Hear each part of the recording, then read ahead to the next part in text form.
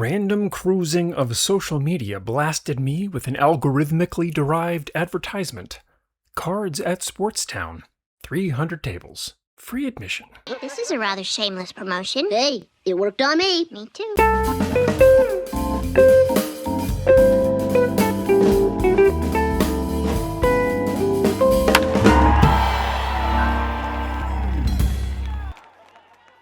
Springfield, Missouri is about a 2-hour drive for me, well within the get-there-and-back-in-a-day radius. The show was advertising itself in a new, expanded location. The early morning drive was taken under ominous-looking skies that encroached upon my route, which eventually broke forth into massive downpours that slowed traffic to a crawl.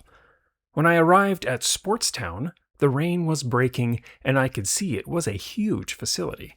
It was cavernous inside, and the show was taking place on basketball courts with 50-foot ceilings. The show was essentially split in half between 2 courts, so I chose the court on the right first because I am right-handed. See, all those years of forced HR seminars helped me to recognize my implicit subconscious bias against persons who identify as left-handed and accept the privilege my right-handedness gives me in society. First table of the day had a really nice 1979 Topps Mike Schmidt for $1. I've got several copies of this card already, but this one looked especially nice. Centered, crisp edges, $1. I might be back for this card.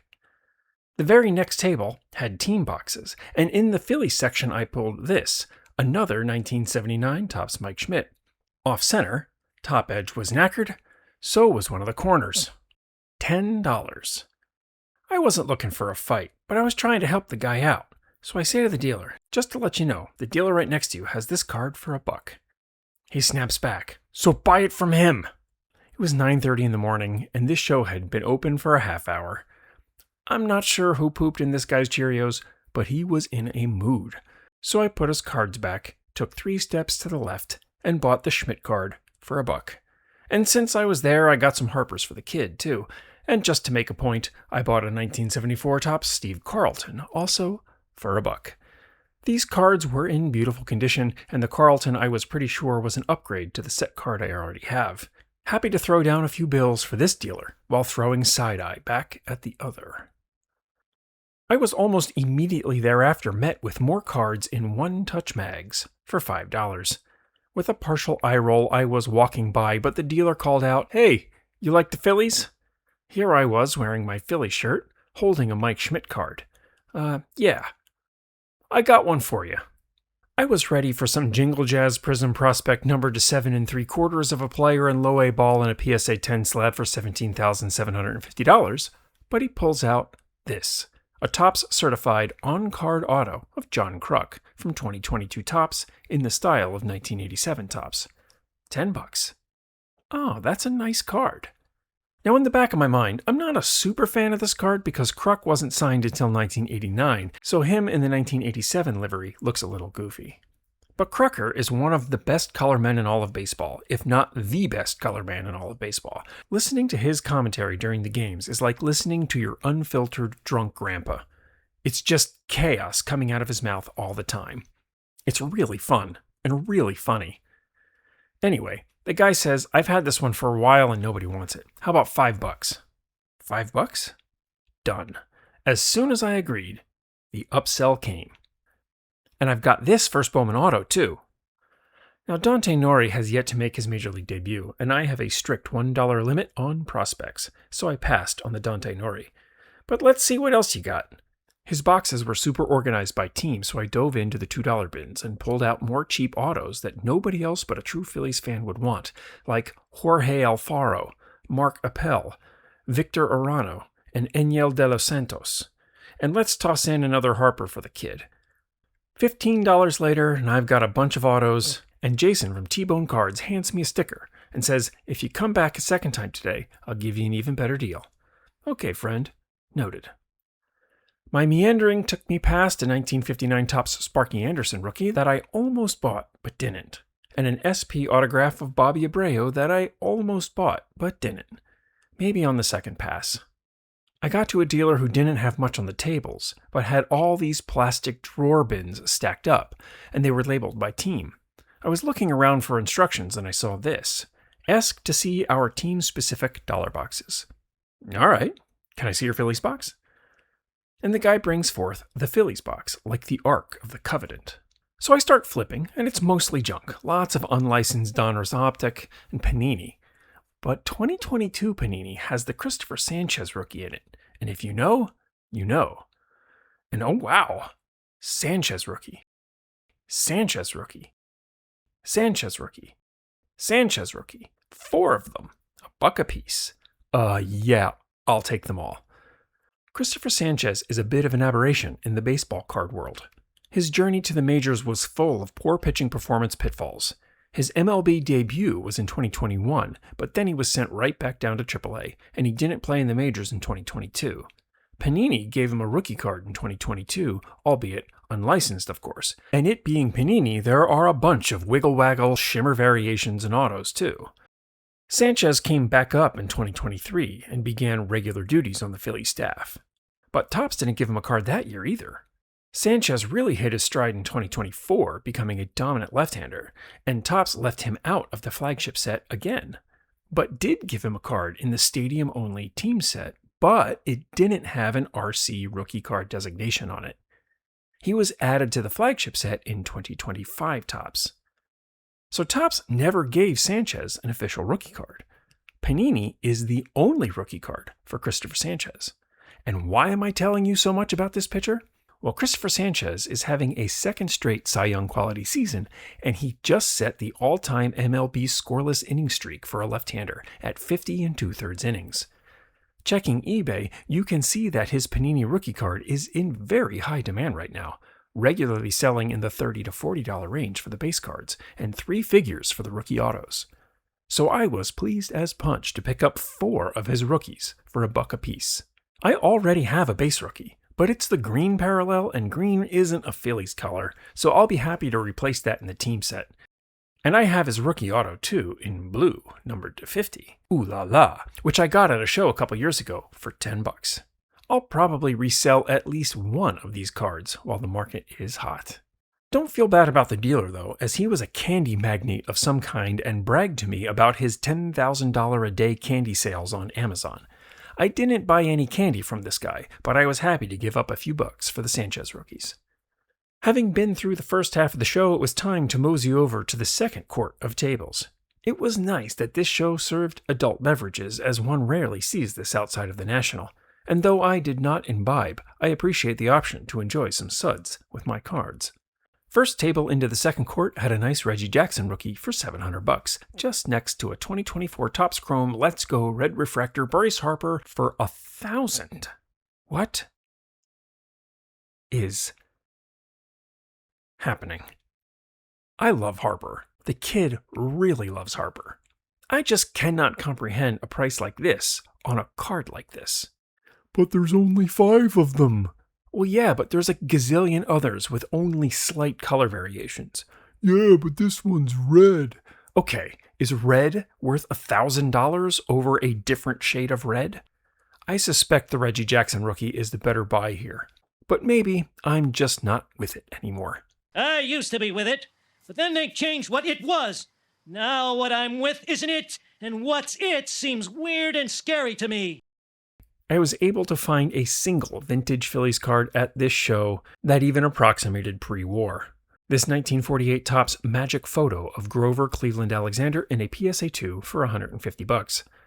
Now these cards are cool, if you can call them cards. They only barely qualify as baseball cards to begin with, but they were issued by the Topps Bubblegum Company. These came as little blank tabs, barely bigger than a stamp, and when you exposed them to sunlight, the image appeared like magic. These are rare to see in the wild. I ended up not buying this card as I really don't have a way to display it, and it doesn't really fit in with much else in my collection, and I have other sets to pursue at the moment. But I'm really glad to have seen it. I found a dealer with a host of 3D printed card accessories, but thankfully nothing that encroached upon my stunning designs, like this Hall of Fame GOAT piece available right now at sspsportscardproducts.com. I'm allowed to shill for my own website, right? Okay, feedback received. What this dealer did have was a brand of top loaders that I've never heard of. I'm working on a top loader shootout video in which I torture test top loaders to see if there really is a difference between them. Wanting a large swath of competitors, I'm happy to add this new contender. At just $2 for 25, these come in at 8 cents a piece, which is a rock-bottom price. And because everyone is selling something, he offered me a free sample of Quiver Apollo sleeves, which are way thicker than a normal sleeve. I'm always interested in innovative products, so I'll try them out and report back. But this is not an official sponsorship. Down the row was a dealer with a case about as disparate as it can get. A T206 Ty Cobb next to a 2024 Drake May auto, next to Steph Curry, and a smattering of football cards, and let's throw in some vintage Mantle and 2 Bird Magic rookies for good measure. Usually dealers tend to be focused, but this guy's cases were all over the place. A nice thing about the show is that there was a ton of space, really wide aisles, which was lovely. Most of you are used to the overly crowded aisles with no room to move around. But here, egress to any table was a breeze, and every joker with a Zion case had plenty of room to pass on the left. I ran into a channel subscriber and a fellow who had commissioned a set of dividers for his kid's high school football team. I was at this show the day my identity reveal video hit, so he grabs my attention and he says, "Hey Phillies guy, I just watched your video on the way here. Nice to meet you." It was nice to meet you too, John. Needing a quick pit stop before continuing with my card journey, I was faced with this sign at the place of business. Not being a tobacco user myself, I suppose I never thought that a urinal would be an appropriate place to dispose of tobacco products. I wouldn't have thought so either, but here we are. Back at it, I saw a host of slabs for sale well below the cost of grading, like this 1987 Topps Nolan Ryan, which you could otherwise have for a nickel, and oceans of one-touch mags, and I believe I've made my opinion on those pretty clear. Digging around a discount autos box, I found this 2025 Bowman auto of Walker Buehler. He played a few games for the Phillies last year in September, and I have a card in the team set of him in a Red Sox uniform, but not a proper Phillies card. I offered $5 on it, and the dealer happily agreed, realizing that I was the only market for this card at this show. Quarter boxes organized by team sets begat a few more Harpers for the kid, and since they were in sleeves and not mags, they were not $5 each, just a quarter. And speaking of Hall of Fame slabs for less than the cost of grading, how about a Hall of Fame rookie for $15 in a PSA 7? Wrapping things up, or at least trying to, I was at a table thumbing through a dollar box of junk when I was privy to a wild negotiation at the table next to me. This was the only pick I could get of the card, as I was trying to stay out of it. But the card was a 2025 NBA Hoops Cooper Flag block-by-block rookie, and apparently it's a super short print as I understand. The young guy was shopping it around, and he asked the dealer if he was buying, who said he'd take a look. The dealer asked, "What do you want for it?" And the guy says, "Yeah, I don't know, whatever it's worth. I'm just, shopping it around." And the dealer says, "Okay, well, it's your card. Do you have a number in mind?" "Yeah, I don't. Whatever it's worth, And the dealer says, "Well, what do you think it's worth?" And the guy takes a step back. "Well, you can look it up, I guess." The dealer had already scanned it and was looking at comps. I later looked it up too and saw that it's around a $300 card right now. So the dealer says, "Yeah, it looks like these sell in the $275 to $325 range. Is that what you want for it?" The guy responds, "Yeah, I'm just looking for what it's worth." The dealer was starting to get a little frustrated at the obstinate obtuseness of this card owner. The dealer says, "All right, well, I need room on it, so I can do $250 cash," and he takes out a roll of bills. And the guy says, "Yeah, I don't know, I don't think it's worth that." So the dealer comes back again. "Okay, well, what do you think it's worth? I just offered $250. Do you have a counter? What's your number?" And the guy throws his arms back. "Hey, I'm just looking for what it's worth." So the dealer puts his money back in his pocket. "Okay, man, it's your card. If you don't have a number in mind, then don't waste any more of my time." And the guy comes back. "Yo, you don't gotta be a dick." Everyone around the table just froze. These are the types of situations that can flash in an instant. The dealer thankfully de-escalates. "Okay, man, we're all done here. Here's your card." And that's when the guy pulls out a second card. "All right, man, if you aren't going to play ball, you ain't going to get this card." And he throws out a Jordan rookie. From 6 feet away, I could tell it was a fake. The dealer picks it up, looks at it for 3 seconds. "Sorry, this is fake." take your cards, and leave. And the guy starts up, "Yo, that's real, I pulled it myself." Which was obviously a lie because he wasn't old enough to have been opening cards in 1986. The whole thing was a scam to try and unload a fake Jordan. Me and about 10 other people got a front row seat to the show. The dealer, he did well, held his ground, didn't take any grief, and he didn't escalate the situation. High marks for that guy. Having been through the bins, the show was just about over for me, but since I had extra Christopher Sanchez rookies, easily $30 cards that I bought for $1, I was wondering if a quick flip was possible. So I went to a table with a big "buying" sign. He took one look at the Sanchez. "Yeah, pass. I don't even know who that is." "Okay, thanks." Next table, pass. Next table, pass. Fourth time's a charm, right? So I come right out with "This is a $30 card all day on eBay right now, and he just set the new all-time scoreless innings record for lefties. How about $10? That gives you 200% margin." This absolute child looks up at me. "Yeah, I'll pass on that." "You're not even going to look it up?" "Nah." "Okay, kid. Okay." I was happy to keep the Sanchez rookies, and I will for now. I wasn't a big spender at this show, spending less than $30 all in, but I was there for 4 hours and I had a great time. There's very few places you can go for 4 hours and only spend $30 or less, and the value of the Sanchez rookies more than paid for the whole experience, gas included. Great show for everyone, except that scammer. Thanks for watching.